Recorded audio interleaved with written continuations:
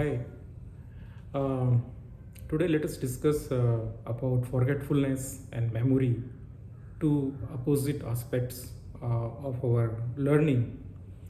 When we are young, we want to memorize everything, in because we want to perform good in exam.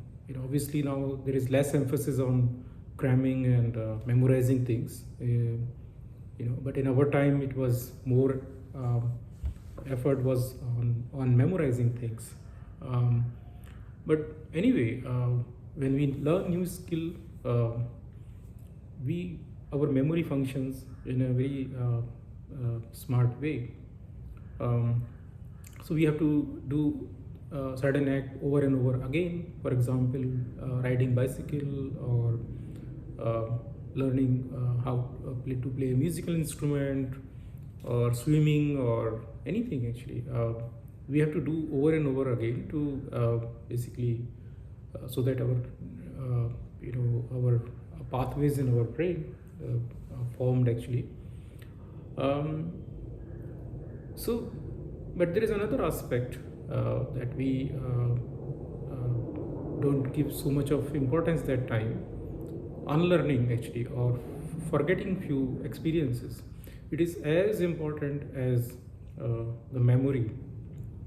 Our memory is highly selective. If you notice, we remember things which are important to us, our survival actually. Not it may not be for career growth, or it may not be important for our exam, but we remember out of if we are given a choice, we are likely to remember few things which are important for our survival. For example,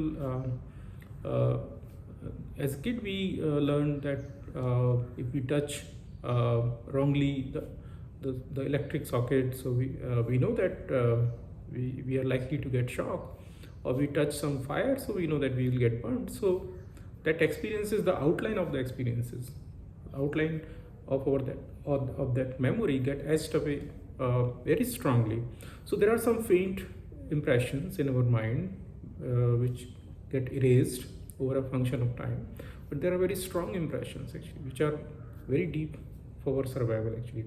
And if you look at any animal actually, even dogs, cats, and cows, they function pretty much the same way. So the memory is actually a very primitive uh, uh, primitive survival mechanism actually. We are using this for higher purposes as humans when we develop neocortex. So a lot of new research is coming out, and that has strengthened this thought or theory that forgetfulness or unlearning is as important as uh, learning something.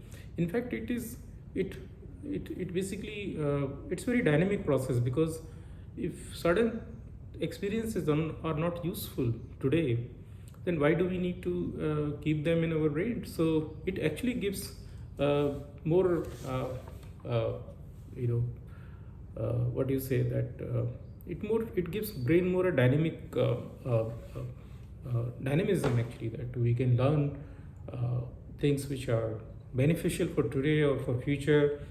And because our experiences are changing, our world is changing, our environment is changing, and we need to learn new things. Why do we keep the past baggage all the time?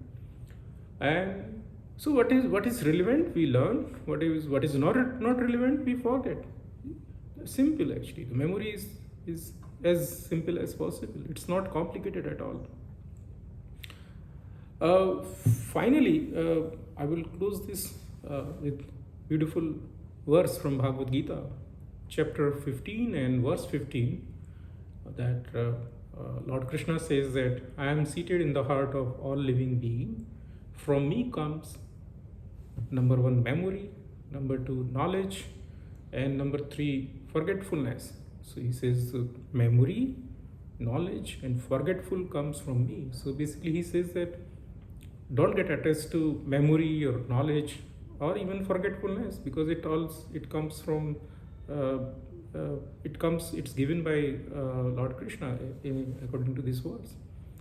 So you can say that it comes from nature, or it comes from evolution. Whatever way you want to understand this, it's up to you. But uh, it's given clearly. So finally, when people get older, many of us develop dementia, and we tend to forget almost everything. We tend to forget who we are. We tend to forget our friends. We tend to forget our childhood memories, because probably when we are closer to death, these things are no longer relevant, and it is better we forget those childhood memories, because at the time of death, if we remember all those friends and family and our experiences, the loved one, probably the death will be a more painful experience. So probably if we start forgetting as a function of time and we are closer to death, probably death will be more peaceful.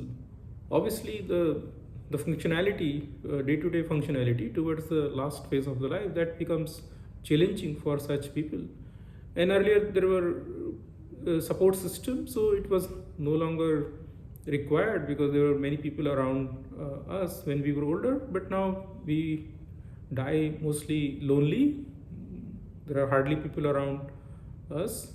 So we want to keep our memory as sharp as possible till the last moment, which is not designed by evolution, which is anti-evolution, but this is actually the requirement of our time. But I believe that it is not. It's basically two-edged sword actually. Memory is like a double-edged sword actually. Sometimes it can cut us, and sometimes it can be useful. For example, if we want to forget some painful past, some painful experiences, and our brain is designed beautifully for survival. If you read the book Selfish Genes, so any memory, past memory, just we remember outlines actually. If you notice clearly, and Resus also says that we tend to be overconfident that our memory is very sharp. There is nothing such as photographic memory. It's all myth. The whole thing about photographic memory is myth. If the person has photographic memory, that person will go mad actually. Literally, he will stop learning, because there is no such thing as somebody can remember everything minute detail. It's not possible actually. Maybe it is in exceptional cases. It may be possible for normal people like me and you. It is not possible, and it is not needed also.